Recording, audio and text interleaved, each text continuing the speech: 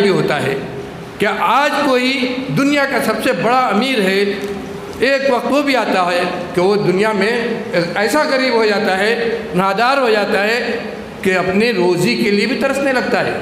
اور اس کو ہم دنیا میں دیکھتے ہیں۔ آج ایک جو غریب ہے سڑک پر جی رہا ہے، ایک وقت ایسا بھی آتا ہے کہ اس کی اولاد ارب پتی کروڑ پتی ہو جاتی ہے۔ اس کو ہم دنیا میں دیکھتے ہیں۔ یہ کہاں سے ہوتا ہے؟ یہ اللہ کے مالی نظام کی وجہ سے ہوتا ہے۔ لیکن میراث کی جو تقسیم ہے، میراث کے جو احکام ہے، میراث میں کس کو کتنا ملے گا، اس کی ساری تفصیلات اللہ رب العالمین نے براہ راست قرآن کے اندر بیان کیا ہے۔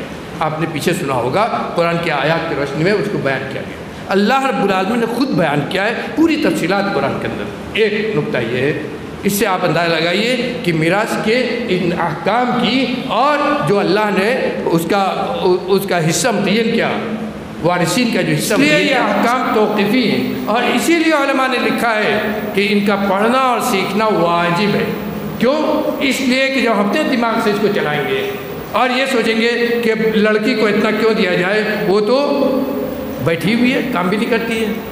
آج یہی نہیں کہتے ہیں، کاروبار ہم سب کرتے ہیں، لڑکی نے تو کچھ کیا نہیں، بہن نے تو کچھ کیا نہیں، اس کی شادی ہو گئی، اپنے شوہر کیا چلے گئی، تو اس کا اتنا کیوں ہو، اس کا اتنا کیوں ہو، اس کو کیوں اتنا دیا جائے؟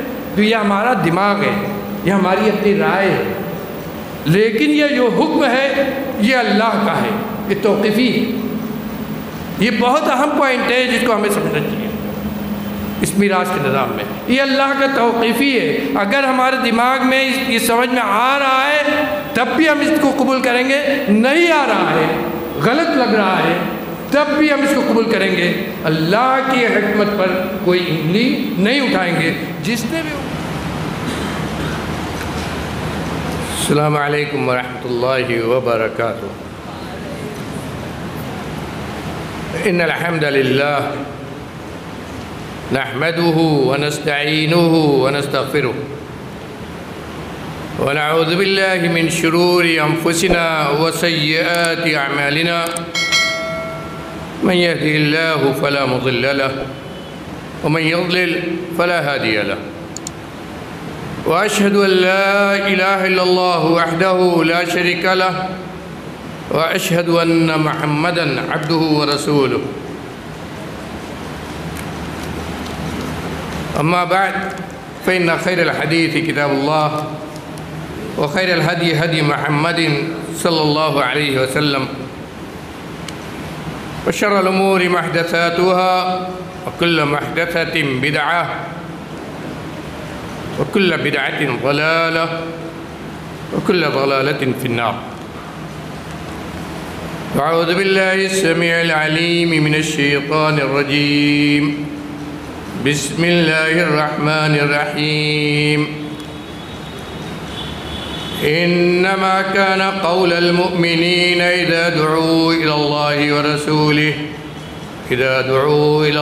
ورسوله أن يقولوا سمعنا وأطعنا وأولئك هم المفلحون وقال في موضع آخر ومن يطع الله ورسوله ويخشى الله ويتقه فأولئك هم الفائزون۔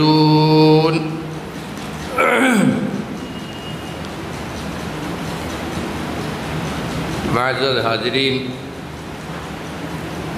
محترم علماء کرام، معزز ہماری جمعیت کے ذمہ داران،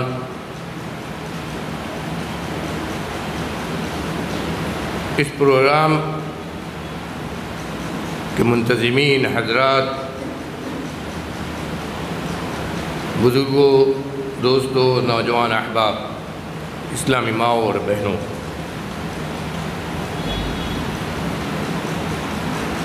ہم اللہ رب العالمین کا جس قدر بھی شکر ادا کریں،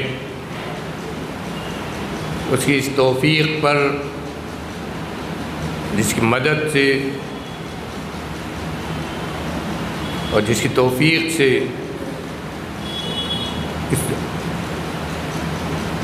اہم اجلاس اور انعقاد میں ہم سب لگے،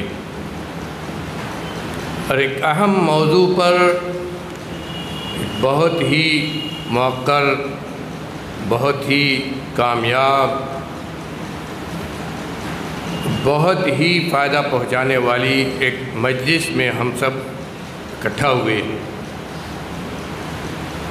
ایک ایسا موقع اللہ نے دیا اپنی توفیق سے کہ کیسے موضوع پر ہم نے اپنے علماء کرام کی اچھی تقریریں، فائدہ دینے والی باتیں، دنیا و آخرت میں فائدہ دینے والی باتیں ہم نے سنی، جس موضوع پر ہمارے درمیان بہت کم گفتگو ہوتی ہے، جبکہ یہ موضوع ایسا موضوع ہے جس کے بارے میں نبی کریم صلی اللہ علیہ وسلم نے اس کے سیکھنے کی تاکید کرتے ہوئے یہ بھی بتلا دیا تھا کہ میری امت اس موضوع کو بہت جلد بھول جائے گی۔ غور کیجئے کتنا اہم ہوا۔ اللہ کا لاکھ لاکھ شکر ہے، جتنے بھی اس کا شکر ادا کریں کم ہے، اس نے اس موضوع کو زندہ کرنے کی ہمیں توفیق دی اور اپنے اسلامی بھائیوں تک اس موضوع کے تعلق سے باتیں پہنچانے کی ہمیں توفیق دی۔ اللہ رب العالمین ہمیں کہنے سننے سے زیادہ عمل کرنے کی توفیق عطا فرمائے۔ علماء کرام سے جو باتیں، جو نصیحتیں ہم نے سنی، ان پر عمل کرنے کی توفیق دے۔ اس مجلس کو ہم سب کے لیے بہت بہت بابرکت بنائے، اور ہماری حاضری کو اللہ رب العالمین ہماری مغفرت کا ذریعہ بنائے، جنت میں جانے کا ذریعہ بنائے، اور ان نیکیوں میں داخل کر دے جو ہمارے میزان حسنات میں لکھے جائیں، جن کے ذریعے اللہ رب العالمین ہم سے راضی ہو، نبی ہم سے خوش ہو۔ آمین یا رب العالمین۔ میرے بھائیوں، آپ نے خود سماعت فرمایا، جیسا کہ ہمارے ناظم اجلاس نے اعلان کیا آپ کے لیے۔ میرے لیے جو عنوان آج منتخب کیا گیا ہے، اور حکم ہوا ہے کہ اس پر کچھ اپنے ناقص علم کے مطابق باتیں کروں، اور کچھ ہو سکتا ہے فائدے کی باتیں ہو جائیں اور ہمارے آپ سب کے لیے ہدایت کا سامان بن جائے۔ عنوان ہے کیا ہے؟ موجودہ دور میں، موجودہ دور لگا ہے، موجودہ دور میں قانون میراث، اسلامی قانون میراث کی اہمیت۔ پہلی چیز جو گزارش کے طور پر میں کہنا چاہوں گا، ظاہری عنوان کے ظاہری الفاظ سے یہ لگتا ہے کہ موجودہ دور ہی میں اس کی اہمیت، اس کی کچھ اہمیت ہے، یا یہ کہ موجودہ دور کے تعلق سے اس کی کچھ اہمیت بیان کی جائے۔ حالانکہ یہ گمان باطل، یہ گمان باطل ہے اگر کسی کے ذہن میں یہ ہے کہ اس کی اہمیت اسی دور میں ہے، یا کہ اس کی اہمیت پہلے نہیں تھی کچھ زیادہ ہے، ایسا نہیں۔ کیونکہ جو میراث کا نظام ہے وہ اللہ کا بنایا ہوا ہے۔ اللہ رب العالمین نے جب اپنے احکام نازل کیے، قرآن نازل کیا، قرآن میں ہی اس میراث کے نظام کو اللہ نے بنایا، اور اس میراث کے نظام کو اللہ نے اپنے اس مالی نظام سے جوڑ کر رکھا، جس مالی نظام کو اللہ نے اس دنیا میں انسان کے لیے پرسکون زندگی، انصاف پر مبنی زندگی، ظلم و عدوان سے پاک صاف زندگی گزارنے کے لیے جو مالی نظام اللہ نے بنایا، جو حقیقت میں رحمت ہے اللہ کی طرف سے، یہ نظام میراث، یہ قانون میراث اسی کا حصہ ہے، اور اس کی اہمیت جیسے جب نازل ہوا تھا اس وقت ہے، آج بھی ہے اور قیامت تک رہے گی۔ اور اس کو چھوڑنے کی وجہ سے جو پریشانیاں آئیں گی ہر زمانے میں، جب بھی اس کی مخالفت کی گئی یا اس میں تساہلی برتی گئی، اس کی جو آفتیں اور مصیبتیں ہیں اس پر عمل نہ کرنے کی، وہ آتی رہی معاشرے کے اندر، اسلامی معاشرے کے اندر، اور آج بھی ہے، اور اگر ایسے ہی رہا تو آگے بھی ہوں گی۔ اس لیے صرف موجودہ دور میں اس کی اہمیت کا معاملہ نہیں ہے۔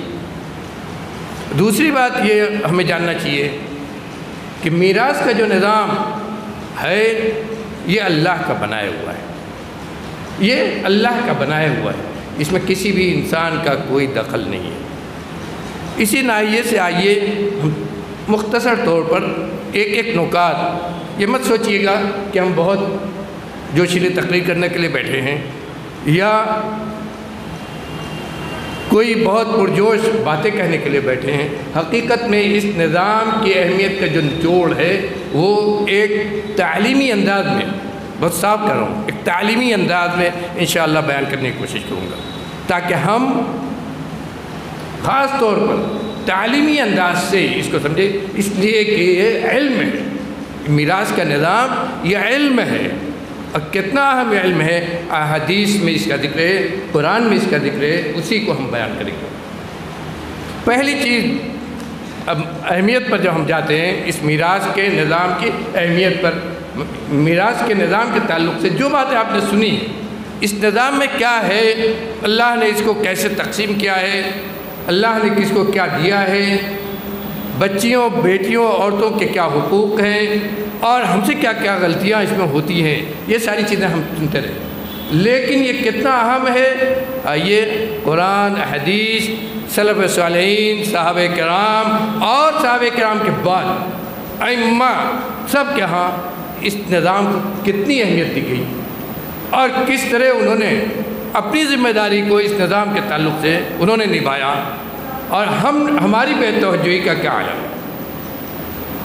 سب سے پہلی چیز، نظام کی اہمیت سے ہمیں یہ جاننا چاہیے کہ یہ نظام وہ نظام ہے جس کو اللہ رب العالمین نے خود متعین کیا ہے، جس کی تفصیل خود اللہ رب العالمین نے قرآن مجید کے اندر دی ہے۔ کس کا کتنا حق ہوتا ہے، جو بھی آپ نے سنا ہوگا، کس کا کتنا حق ہوتا ہے، یہ خود اللہ رب العالمین نے متعین کیا ہے۔ کون کس حالت میں مرنے والے کے بعد یہاں جو رہ گیا، اس کے وارثین جو رہ گئے، کون کس حالت میں ہے اور کس حالت میں اس کے کیا حقوق ہوتے ہیں، اس کو کتنا ترکہ میں سے ملے گا، نصف، آدھا، چوتھائی، تہائی، یا یہ کہ لگتا ہے کہ وارث ہوگا لیکن وارث نہیں ہو رہا ہے۔ یہ ساری تفصیل کسی انسان نے نہیں متعین کی ہے، کسی فرشتے نے نہیں متعین کی ہے، کسی نبی مقرب نے بھی نہیں متعین کی ہے۔ کس نے متعین کی ہے؟ اس پروردگار عالم نے، جس نے اس دنیا کے نظام کو بنایا ہے، اس پروردگار عالم نے جس نے مال کا نظام، دنیا میں مال کا نظام جو ہمارے خوراک کے ساتھ لگا ہوا ہے، اس کو اپنے ہاتھ میں رکھا ہے، اور اس نے خود یہ کہا ہے قرآن کے اندر کہ اللہ رب العالمین آدمی اور لوگوں کی روزی میں جو فرق ہوتا ہے وہ بہت اوپر چلا گیا۔ کوئی ایسا بھی ہے کہ سڑک پر بغیر مکان کے کھلے آسمان کے نیچے سوتا ہے، رات کو اس کو اپنی خوراک، اپنا کھانا بھی قاعدے سے نہیں ملتا ہے، خالی پیٹ رہ جاتا ہے، اور ایک وہ ہے جس کے پاس اتنا ہے تو اس کو خود نہیں معلوم کہ میرا پیسہ کہاں ہے۔ یہ جو فرق ہے دو میں مالی اعتبار سے، اقتصادی اعتبار سے، یہ فرق اللہ کا بنایا ہوا ہے، جو اس نے اپنی حکمت سے، اپنے عدل و انصاف سے بنایا ہے۔ اس پر کسی کو اعتراض کرنے کا حق نہیں ہے۔ اور اسی نظام کے تحت اللہ کا یہ بھی ہوتا ہے کہ آج کوئی دنیا کا سب سے بڑا امیر ہے، ایک وقت وہ بھی آتا ہے کہ وہ دنیا میں ایسا غریب ہو جاتا ہے، نادار ہو جاتا ہے کہ اپنی روزی کے لیے بھی ترسنے لگتا ہے، اور اس کو ہم دنیا میں دیکھتے ہیں۔ آج ایک جو غریب ہے، سڑک پر جی رہا ہے، ایک وقت ایسا بھی آتا ہے کہ اس کی اولاد ارب پتی، کروڑ پتی ہو جاتی ہے، اس کو ہم دنیا میں دیکھتے ہیں۔ یہ کہاں سے ہوتا ہے؟ یہ اللہ کے مالی نظام کی وجہ سے ہوتا ہے، اور اسی لیے اللہ رب العالمین نے جہاں غزوہ سے حاصل، جنگوں سے حاصل غنیمت کے مال، بغیر جنگ کے حاصل فدیہ کا مال، اور اسی طرح جزیہ جو اللہ نے کا ایک نظام اللہ نے بنا کے دیا تھا، جو صحابہ کرام کے زمانے میں چلتا تھا، یہ جتنا نظام ہے، اس کے طرف اشارہ کرنے کے بعد اللہ نے کیا کہا ہے؟ لِكَيْ لَا يَكُونَ دُولَةً بَيْنَ الْأَغْنِيَاءِ مِنْكُمْ۔ کہا اللہ نے یہ نظام اس لیے بنایا ہے مال کا تاکہ مال صرف مالداروں کے اندر نہ گھومے۔ غور کیجئے گا اللہ کے اس کلام پر۔ آج دنیا کے کوئی نظام میں یہ بات نہیں ہے۔ دنیا کا جتنا نظام ہے، چاہے نیشنلزم ہو، چاہے کمیونزم ہو، اور چاہے جمہوریت کہی جائے، چاہے اور کوئی نظام، اقتصادی نظاموں میں سے کوئی نظام ہو جس کو ہمارے پڑھنے والے جو نوجوان ہیں انہوں نے پڑھا بھی ہوگا، کوئی بھی اقتصادی نظام دنیا کا ہو، اس کے ہاں یہ جو فارمولہ ہے لِكَيْ لَا دُولَةٌ بَيْنَ الْأَغْنِيَاءِ مِنْكُمْ، اس کے ہاں وہ یہ نظام نہیں ملے گا۔ مالدار جو ہے وہ اس کی مالداری آسمان کو پہنچتی ہے، غریب کی غریبی غربت وہ اس کو سڑک کے کنارے لے کر چلی جاتی ہے۔ اللہ کے ہاں جو مال کا نظام ہے وہ ایسا نہیں ہے۔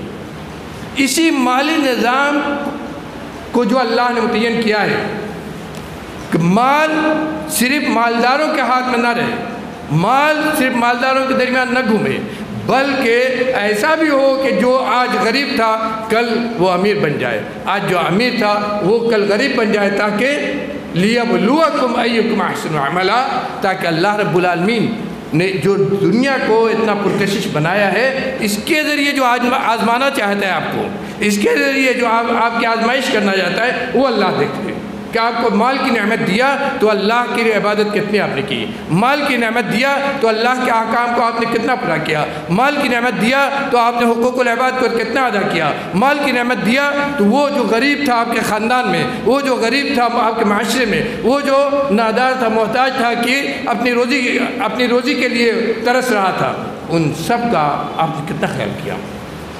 یہ فارمولہ ہے سب سے بڑا اللہ کا اس مالی نظام کے ساتھ، اور اسی مالی نظام کے پیش نظر اللہ نے اس میراث کے قانون کو خود بنایا ہے۔ میں نے کہا اس میں کسی نبی مقرب کا بھی، ہمارے پیارے نبی صلی اللہ علیہ وسلم جتنا بھی آپ کا بہت اونچا مقام ہے، اللہ کے آپ بہت چاہتے ہیں، لیکن آپ کی بھی رائے اس میں، اس کی تفصیلات میں بھی آپ کی کوئی رائے نہیں ہے۔ سمجھیے اس بات سے، قرآن آپ نے اگر پڑھا ہے، قرآن دیکھیے فرائض جو فرائض ہیں، جو عبادتیں فرض کی گئی ہیں، مثلا نماز، روزہ، حج، زکوٰۃ، یہ سب 4 بنیادی فرائض ہیں، لیکن ان کی تفصیلات، ان کے احکام و مسائل کی تفصیلات آپ کو قرآن میں نہیں ملے گی۔ نماز کس وقت پڑھی جائے، نماز میں کتنی رکعتیں پڑھی جائیں، نماز میں کیا کیا دعا پڑھی جائے، نماز مختلف اوقات میں کیسے پڑھی جائے، یہ ساری تفصیلات کہاں ہیں؟ نبی کریم صلی اللہ علیہ وسلم نے اپنے زبان مبارک سے بیان کیا، آپ کو حدیثوں کے اندر ملے گا۔ چاہے یہ اللہ کی طرف سے وحی کی گیا آپ کی طرف، چاہے یہ اللہ کی طرف سے وحی کر کے آپ کو بتایا گیا، لیکن آپ نے بتایا، قرآن میں اس کا ذکر نہیں ہوا۔ لیکن میراث کی جو تقسیم ہے، میراث کے جو احکام ہیں، میراث میں کس کو کتنا ملے گا، اس کی ساری تفصیلات اللہ رب العالمین نے براہ راست قرآن کے اندر بیان کیا ہے۔ آپ نے پیچھے سنا ہوگا، قرآن کی آیات کی روشنی میں اس کو بیان کیا گیا، اللہ رب العالمین نے خود بیان کیا ہے پوری تفصیلات قرآن کے اندر۔ ایک نقطہ یہ ہے، اس سے آپ اندازہ لگائیے کہ میراث کے ان احکام کی، اور جو اللہ نے اس کا حصہ متعین کیا، وارثین کا جو حصہ متعین کیا، اس کی کتنی اہمیت ہوئی۔ اور جب ہم اس حکم کو پامال کرتے ہیں، میرے بھائیوں بہت ساری باتیں آپ سن چکے، ان کو اب میں نہیں دہراؤں گا، جب ہم اس حکم کو کسی بھی طریقے پر پامال کرتے ہیں، چاہے عورتوں کا حق نہ ادا کریں، چاہے بھائی کا حق میراث میں نہ ادا کریں، چاہے میراث کو صحیح طور پر تقسیم نہ کریں، چاہے اور کوئی بھی طریقہ ہو، جب اس حکم کو، اللہ کے اس حکم ہم پامال کرتے ہیں، تو غور کیجئے کہ کس حکم کو ہم پامال کرتے ہیں۔ ہم دعویٰ کرتے ہیں کہ ہم مسلمان ہیں، اللہ کے حکم ماننے والے ہیں، ان لوگوں میں سے ہیں جن کا موقف، جن کا منہج، جن کی فکر اللہ نے اپنے اس قول میں بیان کی ہے جو میں نے آیت کریمہ پڑھی ہے۔ یہ صرف اللہ کی بیان کی ہوئی کہی ہوئی آیت نہیں ہے، میرے بھائیوں اس پر غور کیجئے، یہ ہمارا منہج ہے۔ ہم کتاب سنت پر عمل کا دعویٰ کرتے ہیں، یہ ہمارا منہج ہے جو اللہ نے اس آیت میں بتایا ہے۔ غور کیجئے کیا کہا اللہ نے، انما كان قول المؤمنين اذا دعوا الى الله ورسوله ان يقولوا سمعنا واطعنا واولئك هم المفلحون۔ مومنین جو اپنے آپ کو صاحب ایمان کہتے ہیں، لا الہ الا اللہ پڑھ کر رسول کی شریعت پر ایمان رکھنے کا دعویٰ کرتے ہیں، اپنے آپ کو ایمان والا کہتے ہیں، جب ان کے سامنے کہا جاتا ہے کہ آؤ اللہ کی طرف، آؤ اللہ کے رسول کی طرف، کیا مطلب ہوا؟ یعنی اللہ کی طرف آنے کا کیا مطلب؟ کیا ہم اللہ کے پاس پہنچ جائیں گے؟ نہیں، اللہ کے احکام کی طرف، اللہ کی شریعت کی طرف، اللہ نے جو آپ کو دین دیا ہے اس کی طرف، اور رسول کی طرف، یعنی رسول نے جو شریعت چھوڑی، جو احکام ہمارے لیے چھوڑے، جو حکم ہمیں دیا کہ اس معاملے میں، زندگی کے اس مسئلے میں آپ کو یہ کرنا ہے، زندگی کے اس مسئلے میں آپ کو اس طرح زندگی گزارنی ہے، زندگی کے اس مسئلے میں یہ طریقہ آپ کا ہونا ہے، عبادات، عقائد، معاملات، تجارت، لین دین، سب کچھ ہمارے اس بات پر ایمان ہے کہ ہماری شریعت نے زندگی کے ہر مسئلے میں ہمیں ہدایت دی ہے۔ اور کس نے ہدایت دی؟ اللہ نے اور اس کے رسول نے۔ تو جب اس چیز کی طرف مسلمان کو، مومنین کو بلایا جاتا ہے اور کہا جاتا ہے آؤ اس طرف، تو کیا کہتے ہیں؟ ان کا موقف کیا ہوتا ہے؟ ان کا طریقہ کیا ہوتا ہے؟ کہتے ہیں ان یقولوا سمعنا واطعنا۔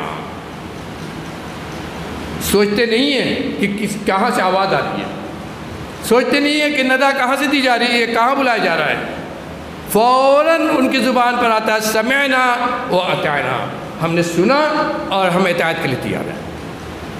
میرے بھائیوں، نوجوانوں، غور کرو، غور کرو۔ آپ کو پہلی بات یہاں یہ دیکھنا ہے کہ یہ علم جو اللہ کے دین کا علم ہے، یہ کہاں سے آ رہا ہے؟ اللہ اور اس کے رسول کی طرف سے۔ اس لیے ہمیں اس کو اس طریقے پر سمجھنا ہوگا جو صحابہ کرام نے اور تابعین نے اس کو سمجھا، اور پھر عمل کے میدان میں جو آئیں گے، سمعنا واطعنا، اطعنا یہ عمل سے متعلق ہوا، اس پر عمل بھی کریں گے۔ یہ نہیں کہ بخاری پوری پڑھ لیا، مسلم پوری پڑھ لیا، تمام مسائل جان لیے، لیکن جب عمل کا میدان آیا تو کورے، نہ نماز پڑھیں، نہ روزہ رکھیں، نہ زکوٰۃ دیں، نہ حج کریں۔ یہ منہج مومن کا نہیں ہے، کتاب و سنت پر عمل کرنے والے کا کہاں سے ہوگا؟ یہ منہج ہے جو اللہ نے ہمیں دیا ہے، اور اسی منہج پر میراث کے بھی احکام آئے، اسی منہج پر میراث کے احکام بھی ہم کو دیے گئے۔ تو میراث کے احکام میں کیا ہے؟ جب ہم نے پڑھا، ہم نے سمجھا، ہم نے سیکھا، تو اب اس کو ویسے ہی برتنا ہے۔ اس کی اہمیت سوچئے، نہیں برتتے ہیں تو اللہ نے کیا کہا ہے؟ اللہ نے کیا کہا ہے یہ سوچئے۔ اللہ نے یہ کہا ہے، میراث کے احکام کو پورا بیان کرنے کے بعد اللہ نے یہ کہا ہے، تلک حدود اللہ، تلک حدود اللہ۔ یہ جو میراث کے سارے احکام اور ساری تقسیم، سارے حصے، یہ سب بیان کر دیے گئے تم سے، یہ جان لو یہ اللہ کے حدود ہے، یہ اللہ کے حدود ہے۔ میرے بھائیوں، غور کیجئے لفظ پر، یہ اللہ کہہ رہا ہے ہم سے، یہ اللہ کے حدود ہے۔ جو آدمی بھی، آگے کہہ دیا، جو آدمی بھی اللہ کے ان حدود کا پاس و خیال نہیں رکھے گا، اللہ کے ان حدود پر عمل نہیں کرے گا، اہمیت کتنی اللہ نے بتلایا، کیا ہوگا؟ اللہ رب العالمین سے جہنم میں داخل کرے گا۔ اللہ رب العالمین کہ ہاں اس کی سزا کیا ہے؟ جہنم۔ پہلے مرحلے میں قبر میں جائیں گے، وہاں جہنم ہے، اور اس کے بعد اللہ کا جب حساب دینا ہوگا تو یہ حقوق العباد سے متعلق ہے۔ اور آپ خود جانتے ہیں کہ حقوق العباد کا معاملہ یہ ہے کہ پہلے جس پر ظلم کیا گیا مظلوم، اس سے آپ معافی کرائیے، اس سے معافی تلافی کرائیے، تب آپ کا معاف ہوگا اللہ کے ہاں۔ اگر اس سے معافی تلافی آپ نے نہیں کرایا ہے تو اللہ کا معاف نہیں ہوگا، یہ آپ خوب اچھے سے جانتے ہیں اور اس کے برابر سنتے ہیں۔ اسی لیے کہا وَمَن يَتَعَدَّ حُدُودَ اللَّهِ وَمَن يَتَعَدَّ حُدُودَ اللَّهِ۔ اللہ نے بہت صاف صاف کہا کہ جو اللہ کے ان حدود کا خیال نہیں کرے گا، يُدْخِلُ نَارًا خَالِدًا فِيهَا، اللہ رب العالمین اس کو ایسی آگ میں داخل کرے گا جس میں ہمیشہ ہمیشہ رہے گا۔ کسی اور حکم کے سلسلے میں، یہاں تک کہ نماز کے سلسلے میں بھی اتنی صراحت کے ساتھ اس طرح نہیں کہا گیا ہے کہ يُدْخِلُ نَارًا خَالِدًا فِيهَا۔ اس سے اہمیت سوچئے، کیوں؟ اس لیے کہ اس سے اللہ کا وہ مالی نظام مجروح ہوتا ہے، اس مالی نظام پر ہم اٹیک کرتے ہیں جس کو اللہ نے ہمارے لیے انصاف، اس دنیا میں انصاف کو قائم کرنے کے لیے اللہ نے بنایا ہے، جس نظام کو اللہ نے اس دنیا میں انصاف کو قائم کرنے کے لیے، ظلم و تعدی، ظلم و عدوان کو ختم کرنے کے لیے اللہ نے بنایا ہے، اس نظام پر ہم اٹیک کریں، گویا کہ اللہ کا انصاف ہمیں پسند نہیں ہے۔ یہی نہیں کہ اللہ کا قانون، اللہ کا انصاف بھی ہمیں پسند نہیں ہے۔ اور جو لوگ بھی اس نظام میراث پر تبصرہ کرتے ہیں انہیں بہت اچھے سے غور کر لینا چاہیے، چاہے وہ جس تعلق سے ہو، عورتوں کے حقوق کے تعلق سے ہو، بچوں کے حقوق کے تعلق سے ہو، یا جو بھی تعلق سے ہو، ان کو بہت اچھے سے غور کرنا چاہیے کہ اللہ کو وہ چیلنج کر رہے ہیں، جس اللہ نے کہا ہے کہ اگر اس کو نہیں مانا، اس پر نہیں عمل کیا، يدخل نارا خالدا فیہا، اور جو لوگ اس پر عمل کرتے ہیں تو اللہ نے کیا کہا ہے، ان کی جنت کی بشارت دی ہے۔ تلک حدود اللہ ومن یطع اللہ ورسولہ يدخل جنات تجری من تحت الانہار خالدین فیہا وذلک الفوز العظیم۔ اور جو لوگ اس نظام کو، اللہ کے اس نظام کو، کس نظام کو؟ میراث کے نظام کو، اور دوسرے میں یہاں نہیں ہے۔ میراث کا نظام جس کو اللہ نے ذکر کیا ہے اور پوری تفصیل بیان کیا ہے، اس کے بعد کہا ہے کہ جو آدمی اس میراث کے نظام کو پورے طور پر نافذ کرے گا اور اس کے حقوق کو ادا کرے گا، جس کا جو حق ہے اسے دے گا، اللہ رب العالمین اس کو جنت میں داخل کرے گا جس کے نیچے سے نہریں جاری ہیں، جس میں وہ ہمیشہ رہے گا۔ کتنی بڑی بشارت دی ہے اللہ نے، کتنی بڑی بشارت دی ہے میرے بھائیوں۔ اس کے بعد کون سی اہمیت ہم بیان کریں، اس نظام کی کون سی اہمیت ہم بیان کریں، جس نظام کی اہمیت کو خود رب العالمین نے خود واضح کر دیا، اور اس نظام کو بنانے والے نے خود اس کی طرف اشارہ کر دیا اور بتلا دیا کہ یہ نظام اتنا ہے ہمیں کہ اس پر عمل کرنے والا جنت میں جائے گا، وَأُولَئِكَ هُمُ الْمُفْلِحُونَ وَذَلِكَ الْفَوْزُ الْعَظِيمُ، اور یہی سب سے بڑی کامیابی بھی ہے۔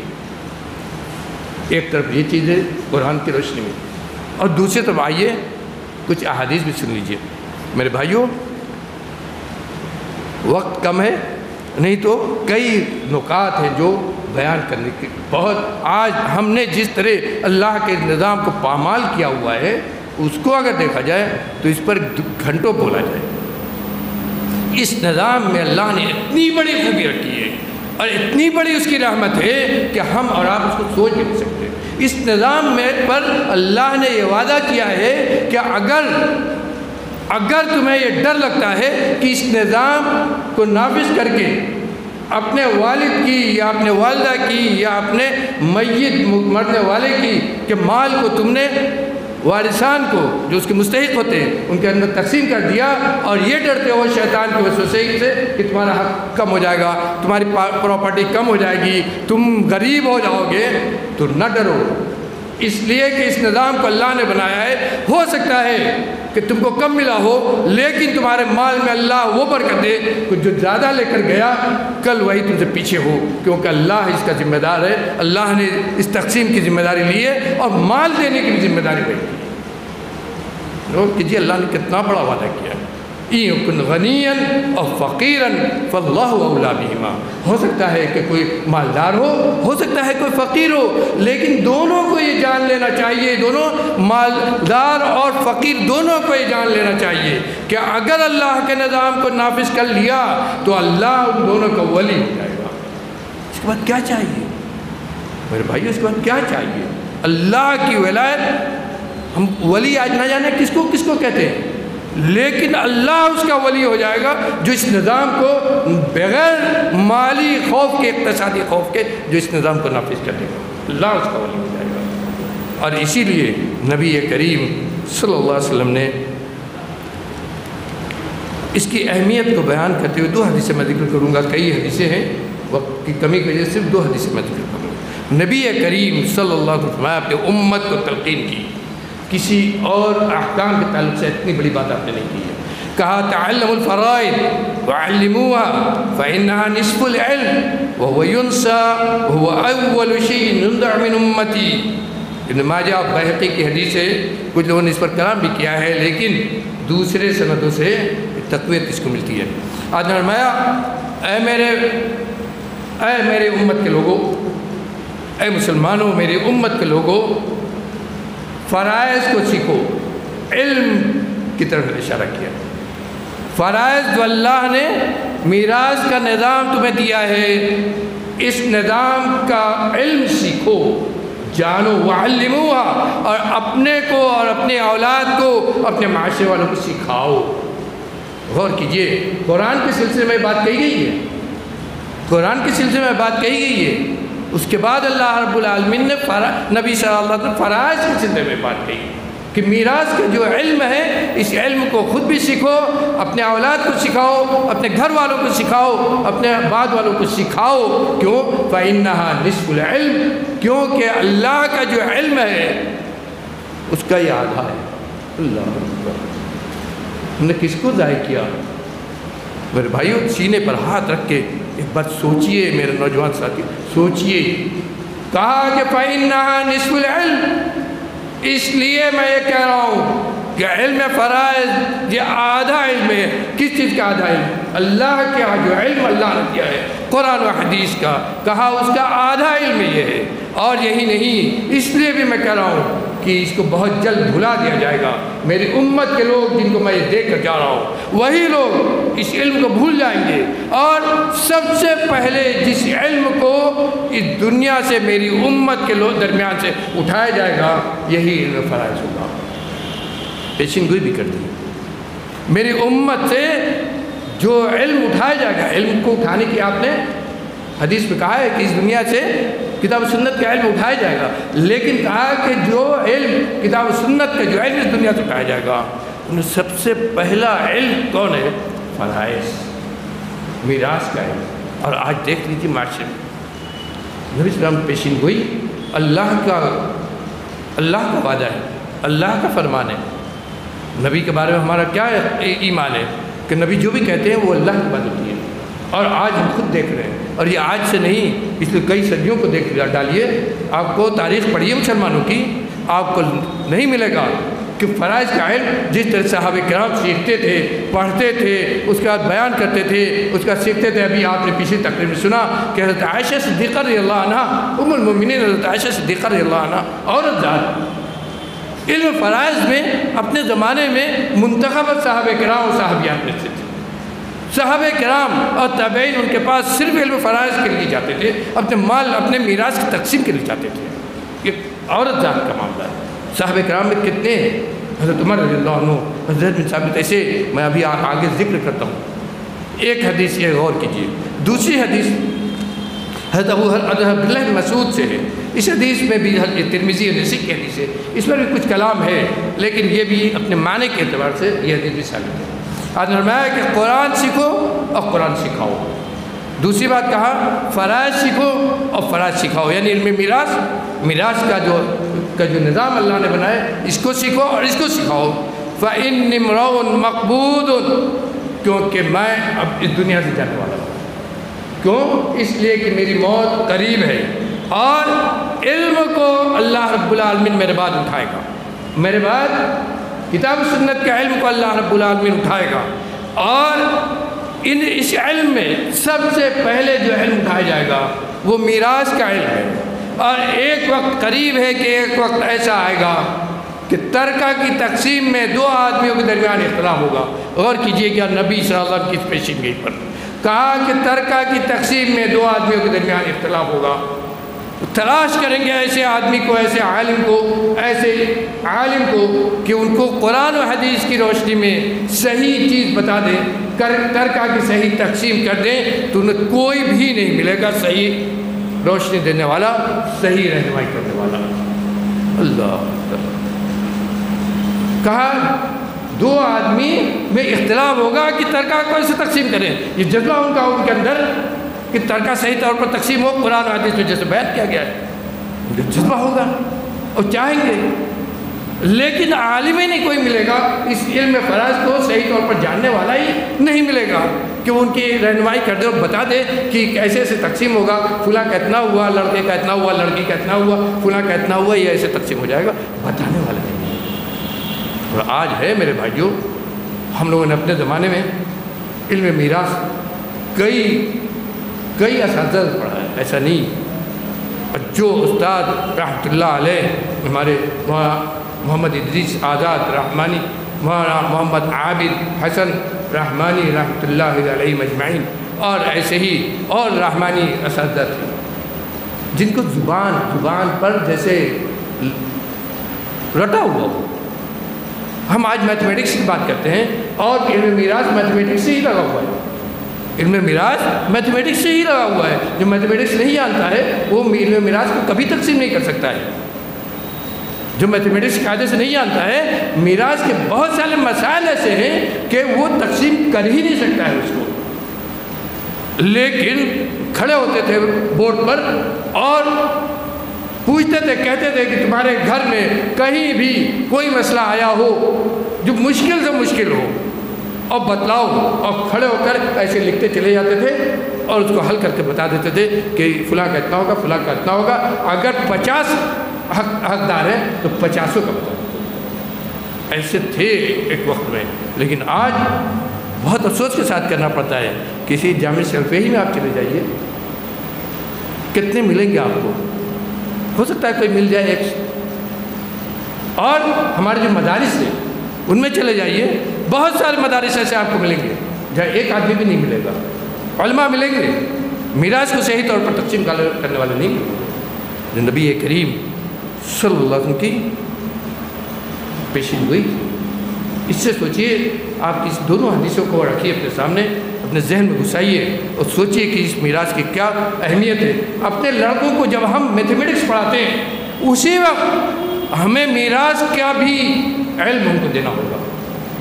اگر ہم اللہ کی ان حدود کو صحیح طور پر انجام دینا چاہتے ہیں, اس دنیا اور آخرت میں اللہ کے عذاب سے اپنے آپ کو بچانا چاہتے ہیں, اس مالی نظام کو عدل انصاف کے مطابق اللہ کے بتائے ہوئے نظام کے مطابق ہم انجام دینا چاہتے ہیں, اور اللہ مالی تعلق سے اللہ کے عذاب سے بچنا چاہتے ہیں, تو ہمیں اپنے اولاد کو علم فرائض پڑھانا ہوگا. علم فرائض پڑھانا ہوگا. میتھمیٹکس اور سائنس جتنا اہتمام سے ہم پڑھاتے ہیں میرے بھائیوں, اس سے زیادہ واجب ہے. یہ واجب ہے میرے بھائیوں, وہ واجب نہیں ہے, لیکن یہ واجب ہے کہ آپ کے ہر گھر میں علم میراث کے جاننے والا ہو. یہ واجب ہے نبی کی حدیث کی روشنی میں. اور نہیں کرتے ہیں تو ہمارے جو بزرگ ہیں بہت ادب و احترام کے ساتھ ان سے بھی میں کہوں گا, اور ہمارے جو نوجوان ہیں ان سے بھی کہوں گا کہ اپنے دل پر ہاتھ رکھ کے سوچیں کہ جب اللہ کے سامنے میدان محشر میں کھڑے ہوئے کیا جواب دیں گے. اور اس کی حکمت, اتنی زیادہ حکمت کیوں؟ ایک بات اور بہت موٹی سی بات ہے لیکن بہت ہی پوائنٹ کی بات ہے, اور جو ہمارا منہج ہے جس کو میں نے ابھی بیان کیا, اس منہج سے لگی ہوئی ہے. اور اسی وجہ سے ہم لوگ جو علم میراث کتاب و سنت کی روشنی میں جو بیان کرتے ہیں اس میں, اور فقہائے حناف یا دوسرے فقہا جو ہیں ائمہ مالکی, حنبلی, شافعی جو ہیں, ان کے ہاں اور ہمارے ہاں بہت سارے مسائل میں اس میں بھی اختلاف ہے. اور ہم لوگوں کی جو تقسیم ہے وہ اللہ کا لاکھ لاکھ شکر ہے بالکل قرآن و حدیث کے مطابق ہے.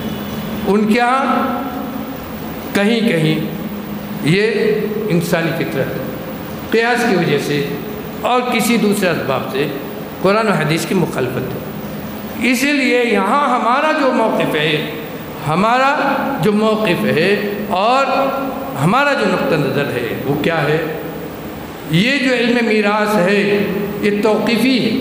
یہ اللہ توقیفی کہتے ہیں ان احکام کو جو اللہ کی طرف سے متعین ہے, جس میں کسی انسان کی رائے اور عمل کا یا اس کے کہنے کا کوئی دخل نہیں ہے. توقیفی کہتے ہیں ان احکام کو جن میں ہماری اپنی کوئی رائے نہیں ہے, جو کچھ ہے وہ اللہ کی طرف سے متعین کیا ہوا ہے. اس لیے یہ احکام توقیفی ہیں, اور اسی لیے علماء نے لکھا ہے کہ ان کا پڑھنا اور سیکھنا واجب ہے. کیوں؟ اس لیے کہ جب اپنے دماغ سے اس کو چلائیں گے اور یہ سوچیں گے کہ لڑکی کو اتنا کیوں دیا جائے, وہ تو بیٹھی ہوئی ہے, کام بھی نہیں کرتی ہے. آج یہی نہیں کہتے ہیں, کاروبار ہم سب کرتے ہیں, لڑکی نے تو کچھ کیا نہیں, بہن نے تو کچھ کیا نہیں, اس کی شادی ہو گئی, اپنے شوہر کیا چلے گئی, تو اس کا اتنا کیوں ہو, اس کو کیوں اتنا دیا جائے؟ تو یہ ہمارا دماغ ہے, یہ ہماری اپنی رائے ہے. لیکن یہ جو حکم ہے یہ اللہ کا ہے, یہ توقیفی ہے. یہ بہت اہم پوائنٹ ہے جس کو ہمیں سمجھنا چاہیے. اس میراث کے نظام میں۔ یہ اللہ کا توقیفی ہے، اگر ہمارے دماغ میں یہ سمجھ میں آ رہا ہے تب بھی ہم اس کو قبول کریں گے، نہیں آ رہا ہے، غلط لگ رہا ہے تب بھی ہم اس کو قبول کریں گے۔ اللہ کی حکمت پر کوئی انگلی نہیں اٹھائیں گے۔ جس نے بھی انگلی اٹھایا وہ ہو سکتا ہے کہ اسلام سے خارج ہو جائے، یاد رکھیے، جس نے بھی انگلی اٹھایا تو ہو سکتا ہے وہ اسلام سے خارج ہو جائے۔ اور اس تعلق سے علماء نے باقاعدہ کیٹیگری بنائی ہے کہ جو اس پر اعتراض کر رہا ہے وہ کس کیٹیگری میں ہے، نفاق میں داخل ہو رہا ہے کہ کفر میں داخل ہو رہا ہے۔ علماء نے باقاعدہ کیٹیگری بنائی ہے۔ اب سوچ لیجئے کہ کتنا اہم ہوا، اب یہ سوچ لیجئے کہ یہ احکام کتنے اہم ہوئے۔ اور صحابہ کرام، یہاں ایک پوائنٹ کی بات اور میں ذکر کرنا چاہتا ہوں۔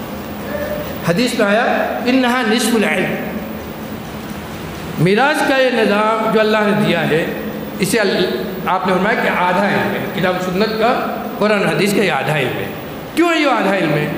کیوں اس کو آدھا علم کہا گیا؟ اس لیے کہ انسان کی زندگی کا دو مرحلہ ہے، ایک اس کی زندگی اور دوسری اس کی موت۔ ایک زندگی جب تک زندہ ہے اور دوسری اس کی موت۔ جب زندہ ہوتا ہے تو اس کی اپنی زندگی میں اس کی ملکیت جو اللہ نے اس کو دیا، چاہے روپیہ پیسہ ہو، جائیداد ہو، بزنس ہو، پراپرٹی ہو، سب کچھ اس کی اپنی ملکیت ہے۔ اس نے اپنی محنت سے کمایا، اللہ نے اپنی توفیق سے اس کو صحیح ہدایت دی، صحیح راستہ دکھایا، اس کے کام میں برکت دی، اس کو بہت ملا۔ جب تک وہ زندہ ہے، آنکھ اس کی کھلی ہوئی ہے، روح اس کی ابھی باقی ہے، وہ اس کا مالک ہے، اس کی ملکیت ہے۔ اس کا نظام اللہ کا الگ ہے، اس کا علم اللہ کا الگ ہے، زندگی کا نظام ہے، اور زندگی کا یہ حکم ہے اللہ کے ہاں، اس کی ملکیت کا حکم بھی اللہ کے الگ ہے۔ مرا جیسے ہی آنکھ بند ہوئی اس کی ملکیت ختم ہو گئی۔ غور کیجئے، جیسے ہی مرا اب اس کی ملکیت ختم ہو گئی اس پیسے سے جو اس نے زندگی بھر کمایا تھا اور اکٹھا کیا تھا۔ یہاں اب دوسری ملکیت آ گئی، یہاں اب دوسرا مرحلہ آ گیا، مرتے ہی یہاں دوسرا مرحلہ آ گیا، یہاں اب دوسری ملکیت آ گئی۔ یہ ملکیت کس کے طرف جائے گی؟ وارثان کی طرف۔ یہ ملکیت کس کی طرف جائے گی؟ وارثان کی طرف۔ اسی لیے نبی کریم صلی اللہ علیہ وسلم نے فرمایا ہے کہ آدمی زندگی بھر کہتا رہتا ہے میرا مال میرا مال میرا مال، لیکن اس کو یہ جان لینا چاہیے اس کا مال ہے کیا؟ جو کھایا اور ختم ہو گیا، جو پہنا پرانا ہو گیا، اور اس میں سے جو اس نے اللہ کے راستے میں خرچ کیا تو اپنی ملکیت سے خرچ کیا، یہ پیسہ جو اس نے آخرت کے لیے سرمایہ بنا دیا۔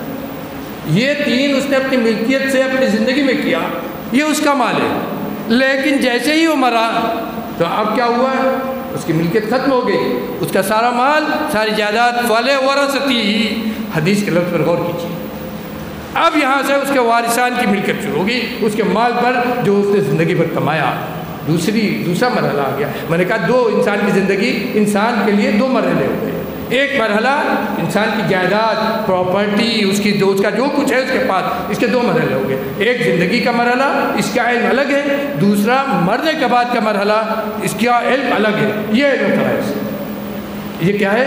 یہ علم فرائض ہے، فرائض کا علم ہے۔ اسی لیے اس کو کہا کہ نصف علم ہے، اسی لیے اس کو کہا کہ آدھا علم ہے۔ آدھا علم زندگی والی ملکیت کا، اور آدھا علم جس کو میراث کا علم ہم کہتے ہیں، جہاں وہ اس کے وارثان مالک ہو رہے ہیں۔ غور کیجئے، ایک چیز تو یہ ہے۔ دوسری چیز یہ ہے کہ اللہ نے ملکیت کا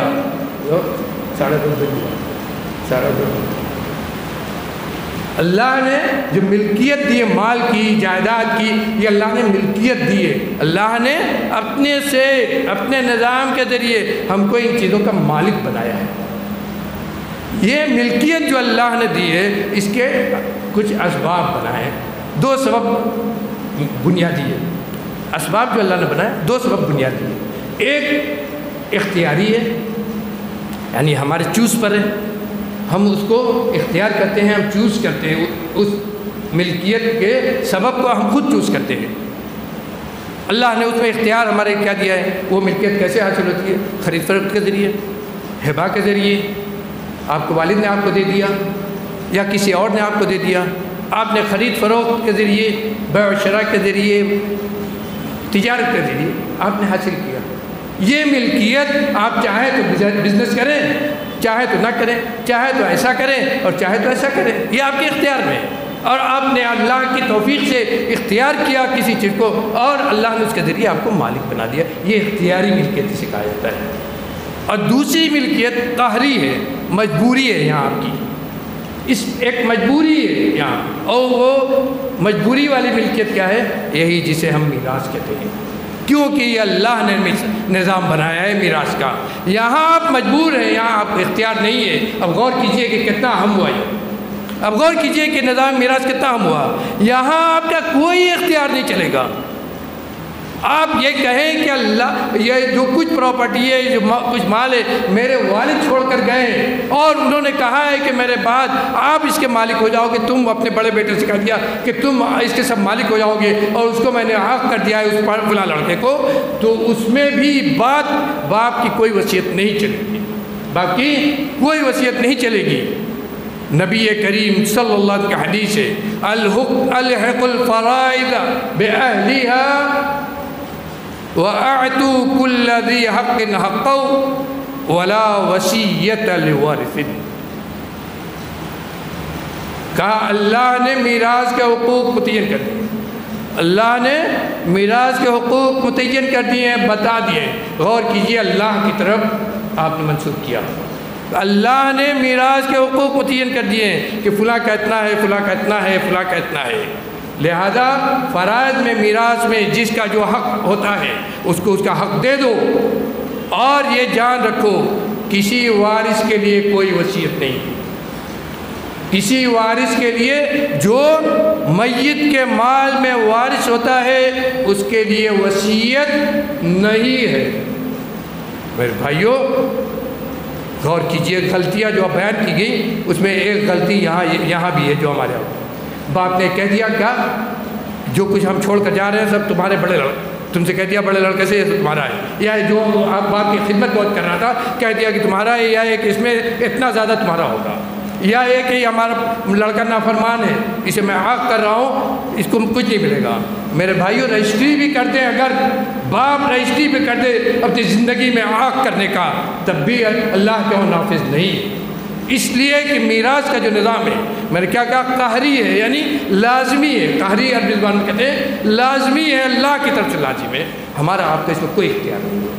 جو اللہ نے کہا ہے اسی حساب سے ہوگا، چاہے باپ چاہے نہ چاہے، مال کو چھوڑ دے کر جانے والا آدمی چاہے نہ چاہے، ماں چاہے نہ چاہے، کوئی بھی چاہے نہ چاہے، لیکن کسی کا نہیں چلے گا۔ تلک حدود اللہ، تلک حدود اللہ، یہ اللہ کے حدود ہے جس پہ کسی کا نہیں چلے گا۔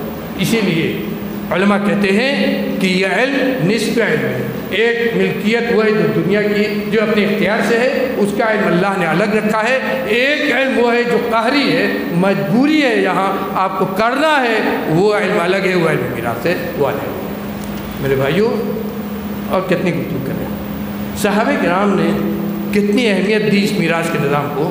ایک بات صرف حضرت عمر رضی اللہ عنہ کے تعلق سے ذکر کر دینا چاہوں گا، حالانکہ میں نے یہ سوچا تھا کہ اس نظام کی جو خصوصیات ہیں، اس نظام کی جو خصوصیات ہیں وہ ہم بیان کریں گے انشاءاللہ، کبھی موقع رہا تو اس کو بیان کریں گے تاکہ ہم یہ جانیں کہ اللہ نے ہمیں جو نظام دیا ہے، اللہ اکبر۔ میں اپنے ان احباب سے، ان نوجوانوں سے کہوں گا جنہوں نے دنیا کے علم اقتصاد کو پڑھا ہے، اکنامکس پڑھی ہے جنہوں نے، ہو سکتا ہے کہ انڈیا بھی کیا ہو، ان سے کہوں گا میں صحیح کتاب میراث کے تعلق سے بہت دستیاب ہے، نیٹ پر بھی، اور نہ ان کو سمجھ میں آئے میرے پاس، ان کو بتاتا ہوں پڑھیں تو ان کو انداز لگے گا کہ دنیا میں جو رائج اقتصادی نظام آج چل رہا ہے اور جس کی خوبیاں خوب بیان کی جاتی ہیں، خوب لوگ لوٹتے ہیں اس میں، اور اللہ کے مقرر کیے ہوئے اس نظام میں، خاص طور پر نظام میراث میں کتنی خوبیاں ہیں، اور پھر اللہ کا جو مالی نظام ہے، ایک مکمل مالی نظام ہے جس میں سود کا نظام اور یہ وہ سارا داخل ہے، وہ ایک مالی نظام الگ ہے جو زندگی کے مالیات سے متعلق ہے، اور ایک مرنے کے بعد کا مالی نظام ہے جسے علم میراث ہم کہتے ہیں۔ ان دونوں میں اللہ نے کتنی خوبی رکھی ہے، اور کیوں نہ ہو اس ذات کا بنایا ہوا ہے جو ہم سے زیادہ ہمارے فائدے نقصان کو جانتا ہے، جو ہم سے زیادہ خیر خواہ ہے، جو ہماری تکلیفوں کو ہم سے زیادہ جانتا ہے، جو یہ ہم سے زیادہ جانتا ہے کہ کیا چیز اس کے غیب کے مطابق کیا چیز ابھی ہمارے لیے فائدہ مند اور نقصان دہ ہے، اور کل کیا چیز ہمارے لیے فائدہ مند یا نقصان دہ ہے۔ اس رب کائنات کا عالم الغیب و شہادہ کا بنایا ہوا نظام ہے، اس کو ہم کبھی سوچتے بھی نہیں۔ ہم تو یہ سوچتے ہیں کہ ابھی مال آ رہا ہے لوٹ لو، نہیں تو چلا جائے گا، غریب ہو جائیں گے، ہم تو یہ سوچتے ہیں۔ میرے بھائیوں، پہلے ایمان لائیے اللہ کے اس نظام پر، اس کے بعد سوچئے کہ نظام کیسے اللہ نے بنایا ہے۔ حضرت عمر رضی اللہ عنہ کہا کرتے تھے، حضرت عمر رضی اللہ عنہ علم فرائض میں صحابہ کرام میں چنندہ صحابہ کرام میں تھے، آپ کو فقہائے اجلہ فقہائے صحابہ میں آپ کا شمار ہوتا تھا۔ حضرت ابو بکر رضی اللہ عنہ اپنے زمانے میں جب کسی مسئلے میں پھنستے تھے تو حضرت عمر رضی اللہ عنہ کو بلاتے تھے اور کہتے تھے کہ اپنی جماعت کو لے کر آؤ، جن کو تم پڑھا رہے ہو سکھا رہے ہو، تم جو کہو گے وہ مانا جائے گا۔ اور اسی لیے جب خلافت ان کو ملی تو انہوں نے اس علم کو پھیلانے کے لیے، علم میراث کو سب طرف پھیلانے کے لیے صحابہ کرام کو بھیجا۔ کہاں؟ صرف مدینہ کے باہر نہیں، تمام ان ممالک میں جو ابھی نئے اسلام میں دار اسلام میں داخل ہوئے تھے، عراق، شام، اس کے علاوہ اور جہاں دور دراز کے غیر عجمی ممالک جو فتح کیے گئے تھے، ان سب جگہ بھیجا۔ اور کہتے کیا تھے؟ سوچئے ان کے قول کو، کہتے تھے تعلموا الفرائض فإنها من دینکم، تعلموا الفرائض والنحو والسنة كما تعلمون القرآن۔ کہتے تھے لوگوں، اے امت محمدیہ کے لوگوں، آؤ فرائض کو سیکھو، مجھ سے سیکھو، صحابہ کرام سے سیکھو، جو جماعت ہے نبی کریم صلی اللہ علیہ وسلم کی، ان سے سیکھو، اس لیے کہ یہ تمہارے دین کا ایک حصہ ہے۔ جس طرح ہم نے دین سے لاپرواہی کی ہے، اس فرائض کے علم سے لاپرواہی کی ہے۔ یہ لاپرواہی اسی لیے کہ ہمارا دین سے ہمارا تعلق کمزور ہو چکا ہے، کتاب و سنت سے ہمارا تعلق کمزور ہو چکا ہے۔ دین کی باتیں ہوتی ہیں تو ہم سننے کے لیے ہمیں گوارا نہیں ہے کہ دین کی باتیں ہوں اور ہم سنیں، اور ہو سکتا ہے کہ کوئی بات ہمارے ہی خلاف پڑ جائے، ہمارا ہی دل اس کو قبول نہ کرے، لیکن نہ قبول کرے آپ کا دل۔ ایک بار ضرور سوچئے کہ کس کی بات کو آپ ٹھکرا رہے ہیں، کس منہج کو آپ نے اپنایا ہے اور کس کی بات کو آپ ٹھکرا رہے ہیں۔ آپ کو اچھا نہیں لگتا ہے، نہ لگے، لیکن ڈریے ایک بار اس رب کائنات سے جس نے اس نظام کو بنایا ہے۔ کہا فَإِنَّهَا مِن دِينِكُمْ، اس لیے سیکھو، اس لیے کہ یہ تمہارے دین کا حصہ ہے۔ اور کہا کہ فرائض سیکھو، عربی زبان سیکھو۔ ہم لوگ اس سے بھی بھاگتے ہیں۔ کہا فرائض سیکھو، عربی زبان سیکھو، سنت نبوی سیکھو، جیسے قرآن سیکھتے ہو۔ قرآن سیکھنا بہت بڑی نیکی ہے، سب سے بڑی نیکی ہے، ہم سب کہتے ہیں، اور خوب حدیثیں بیان کی جاتی ہیں اور خوب بیان کیا جاتا ہے اور خوب اس کا اہتمام کرتے ہیں ہم لوگ، اور کرنا چاہیے، اللہ اور اس کے رسول کا حکم ہے۔ اور قرآن پڑھنے پر تو ایک حرف پڑھنے کیا ہے، لیکن اس کی مثال دے کر حضرت عمر کہہ رہے ہیں کہ فرائض سیکھو جیسے قرآن سیکھتے ہو، فرائض سیکھو جیسے قرآن سیکھتے ہو۔ اب سوچیے ان کے یہاں اس کی کیفیت ہیں تو بھی انہوں نے باقاعدہ ان صحابہ کرام کو جو فرائض کا علم اچھے سے جانتے تھے، حضرت زید بن ثابت رضی اللہ عنہ، حضرت عبداللہ بن مسعود رضی اللہ عنہ اور اس طرح کے صحابہ کرام، ان کو بھیجا کوفہ، بصرہ اور دوسرے عجمی ممالک میں کہ جاؤ دین سکھاؤ اور خاص طور پر فرائض کے احکام سکھاؤ۔ اور یہی وجہ تھی کہ صحابہ کرام کے بعد تابعین میں اجلہ تابعین ہم کو ملتے ہیں جو خاص طور پر فرائض کے بہت بڑے عالم ہوئے، جن کی بہت بڑی کتابیں ہیں۔ آج میرے بھائیوں، حدیث کی، فقہ کی کوئی کتاب آپ اٹھا لیجیے قدیم متقدمین کی، فرائض کے احکام کے بیان سے خالی نہیں ملے گی، فرائض کے احکام کے بیان سے خالی نہیں ملے گی۔ یہ تقسیم کیسے ہو، اس سے خالی نہیں ملے گی، سب کو اس کو بیان کرتے تھے، ائمہ دین نے اس کو بیان کیا ہے۔ اور باقاعدہ ایک دور تھا کہ اس کو اچھے سے پڑھایا جاتا تھا، لیکن جیسے جیسے دین سے دوری ہوتی گئی، اللہ کی شریعت سے دوری ہوتی گئی، اور دین کے تعلق سے بے توجہی ہوتی گئی، دین کے علوم سے بے توجہی ہوتی گئی، سنت سے بیزاری پیدا ہوتی گئی، ویسے ہی اس علم سے بھی بے توجہی پیدا ہوتی گئی، حتیٰ کہ وہ زمانہ آیا جس کی پیشین گوئی نبی کریم صلی اللہ علیہ وسلم نے اپنے حدیث میں کی تھی، وَهُوَ يُنْسَى وَهُوَ أَوَّلُ شَيْءٍ يُنْزَعُ مِنْ أُمَّتِي۔ اللہ رب العالمین ہمیں کہنے اور سنت سے زیادہ عمل کرنے کی توفیق دے۔ رب العالمین کہنے کی تو بہت ساری باتیں ہوتی ہیں ہمارے یہاں، عمل کرنے والا ہم سب کو بنا دے۔ ہم نے آج کی مجلس میں بہت سارے تیرے احکام سنے، تیری شریعت کی باتیں سنی، کتاب و سنت پر عمل کرنے والی باتیں سنی۔ رب العالمین ان سب پر ہمارا عمل کرنے والا بنا دے۔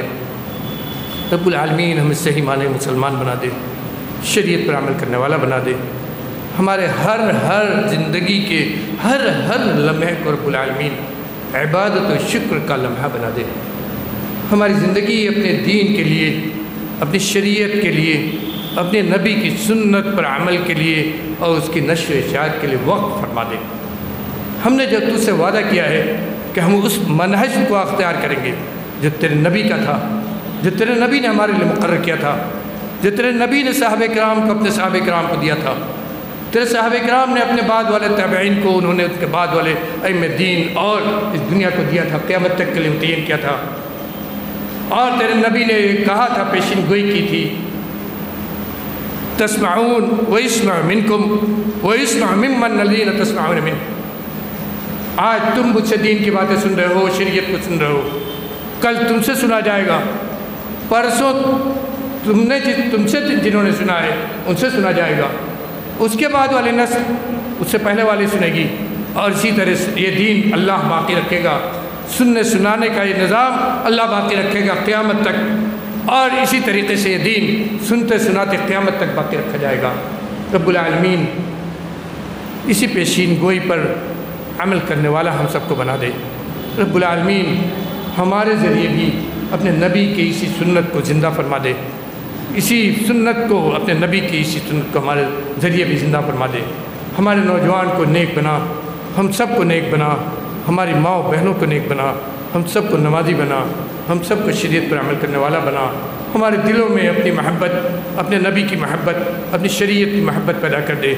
ہمارے اندر اپنے دین کے لیے، اپنے نبی کی محبت کے لیے، اپنے نبی کی سنت کے لیے قربانی دینے کا جذبہ پیدا کر دے۔ رب العالمین تو نے جو ہے مال دیا ہے، جو کچھ نعمتیں ہمیں دنیا میں دی ہیں، رب العالمین ان سب میں برکت عطا فرما۔ برکت کے جو ذرائع تو نے بنائے ہیں دنیا میں، اس ملکیت جو تو نے دی ہے، اس ملکیت میں برکت کا دینے کا تو نے وعدہ کیا ہے، اور اس وعدے کے لیے تو نے اسباب اور ذرائع بنائے ہیں۔ ان حلال ذرائع کو اختیار کرنے کی ہمیں توفیق عطا فرما دے رب العالمین۔ ان حلال ذرائع کو اختیار کرنے کے ذریعے ہمارے دلوں میں کشادگی پیدا کر دے، ہمارے دلوں میں ایسی کشادگی پیدا کر دے کہ ہم حقوق العباد کو ادا کرنے والے بن جائیں۔ ہمارے ذریعے دوسرے کے حقوق پامال نہ ہوں، بلکہ رب العالمین ہم وہ ہوں جو پہلے دوسرے کے حقوق کو ادا کریں، پھر اپنے حقوق کو پہچاننے والے ہوں۔ پہلے ہم دوسرے کے حقوق کو ادا کرنے والے ہوں، اور اس کے بعد ہم اپنے حقوق کو طلب کرنے والے ہوں۔ ایسا نہ ہو کہ اپنے حقوق کو طلب کرنے میں ہم دوسرے کے حق کو مار دیں۔ رب العالمین ایسا نااہل ہمیں ہرگز نہ بنا، رب العالمین ایسا نااہل ہمیں ہرگز نہ بنا، ایسا نااہل بنا کر ہمیں اس دنیا میں نہ رکھ۔ مال کی ایسی محبت ہمارے دلوں میں نہ پیدا کر کہ ہم تیری شریعت سے ہی غافل ہو جائیں، اس مال کے پیچھے دوسرے کے حقوق کو ہم پامال کرنے لگے، دوسروں کی بھائی چارگی کو ہم بھول جائیں، دوسرے کے حق کو ہم بھول جائیں۔ رب العالمین ان مصیبتوں سے، یہ مصیبتیں ہیں، یہ فتنے ہیں، یہ شر ہیں، رب العالمین ان سب سے تو ہماری حفاظت فرما۔ ہم صرف سنے نہیں رب العالمین بلکہ عمل کرنے والے ہوں، ہمارا عمل ایسا پاک صاف ہو رب العالمین، ہمارا عمل اس دنیا میں ایسا پاک صاف ہو کہ دیکھنے والا بھی کہے کہ واقعی اس شریعت پر عمل کرنے والے ہیں، اس سنت کو زندہ کرنے والے ہیں۔ اللہ نے ان کو اختیار کیا ہے اس دنیا میں اس سنت کو زندہ کرنے کے لیے۔ رب العالمین ہم سب کو نیک بنا، ہماری دعاؤں کو سن لے رب العالمین۔ تو مسترین کا رب، تو مستجیبین کا رب ہے، جو تیرے یہاں پناہ تلاش کرتے ہیں، مجبور ہو کر تیرے در پر جاتے ہیں۔ آج پوری دنیا ہمارے خلاف سازشوں میں لگی ہوئی ہے، ہماری مقدسات لگتا ہے محفوظ نہیں ہے، ہماری مقدسات لگتا ہے محفوظ نہیں ہے، رب العالمین لگتا ہے ہم محفوظ نہیں ہیں، ہماری آبرو ہمارا مال محفوظ نہیں ہے، لیکن ہمیں ڈر نہیں ہے، اس لیے کہ تو ہمارا مولا، تو ہمارا ملجا ہے، ہم نے تیرے اوپر اعتماد و توکل کیا ہے، تو نے سکھایا ہے کہ پڑھو کہ ہم ہی تیرے مولا اور تیری ملجا ہے، میری طرف اپنے معاملات کو لوٹاؤ۔ رب العالمین ہم تمام اپنے معاملات تیری طرف لوٹاتے ہیں، تجھی سے دعا کرتے ہیں، تجھی سے مانگتے ہیں، تو ہی پناہ دینے والا ہے ہر فتنے سے، ہر شر سے، ہر مصیبت سے، ہر آنے والی برائی اور آزمائش سے تو اپنی پناہ میں ہمیں رکھ، ہر قسم کی برائی سے ہمیں اپنے پناہ میں رکھ، تیرے غیب کے مطابق تو عالم الغیب و شہادہ ہے، تیرے غیب کے مطابق اگر کل کوئی پریشانی ہمیں سے کسی بھائی پر آنے والی ہے تو اس پریشانی سے محفوظ تو ہی رکھ سکتا ہے رب العالمین، تو ہم سب کو اپنے غیب کے مطابق جو پریشانی آنے والی ہے اس سے تو ہمیں محفوظ کرتے ہیں، تو ہمارا ملجا و ماؤ بن جا، تو ہماری حفاظت فرما، ہمارے گھر کی، ہمارے شہر کی، ہمارے ملک کی، ہمارے مقدسات کی، اور ہماری ہر اس چیز کی جو تو نے ہمیں دنیا میں دیا ہے، تو اس کا محافظ بن جا، دین کا محافظ بن جا، دین کی حفاظت کرنے والا، دین کے لیے اپنے آپ کو وقف کرنے والا ہم کو بنا دے، دنیا میں جب تک زندہ رکھ، اس زبان سے جو کچھ نکلے تیری رضا کے کلمات ہو، یہ زبان جو کچھ بولے جو ہماری طاقت بنتے ہیں، جو دین کے اس کام کو، اور اللہ نے ہمیں جو علم دیا ہے، جس علم کے لیے ہم نے اپنی زندگی لگائی ہے، اس علم کو آپ تک پہنچانے کے ذرائع جو ہمارے احباب بنا رہے ہیں، اللہ رب العالمین ان کو بہت زیادہ اجر و ثواب سے نوازے۔ ان احباب سے میں نے درخواست کی ہے کہ یہی صرف ایک پروگرام نہیں ہوگا، بلکہ اس تعلق سے بہت سارے عنوان باقی رہ جائیں گے، بہت سارے عنوان باقی رہ جائیں گے، اور بہت ساری جگہوں پر ہم جائیں گے جو اسی میں کہ بہت سارے عنوان کے وہاں کے لوگ محتاج ہوں گے کہ وہاں بیان کیا جائے، تو آپ مسلسل ایک تسلسل کے طور پر اس عنوان کو الگ الگ جگہوں پر منعقد کیجئے، انشاءاللہ موقع رہا تو اسی جو موضوع میں نے بیان کیا اس کے اور بھی بہت سارے متعلقات ہیں، میں نے کہا اس کی خوبیاں کیا ہیں، ہمارے جو احباب جاننا چاہتے ہیں وہ کیسے اس کو جانیں، پڑھنا چاہتے ہیں کیسے پڑھیں، انشاءاللہ ان باتوں کو آگے کی نشر میں بیان کیا جائے گا۔ میں نے اپنے احباب سے کہا تھا کہ آپ نے ہم کو ایسا موضوع دیا ہے کہ میں بولتا جاؤں گا، مجھ کو خود نہیں معلوم ہوگا کتنی دیر میں بولا، اور جب اتروں گا تو لگے گا میں نے کچھ نہیں کہا، اور آج بھی حقیقت یہی ہے۔ اللہ رب العالمین ہم کہنے سے زیادہ عمل کرنے کی توفیق دے، اور جو میں نے کہا اگر اس میں کوئی غلط ہے تو شیطان کی طرف سے ہے، اور اگر حق ہے تو رب العالمین سے قبول فرما لے۔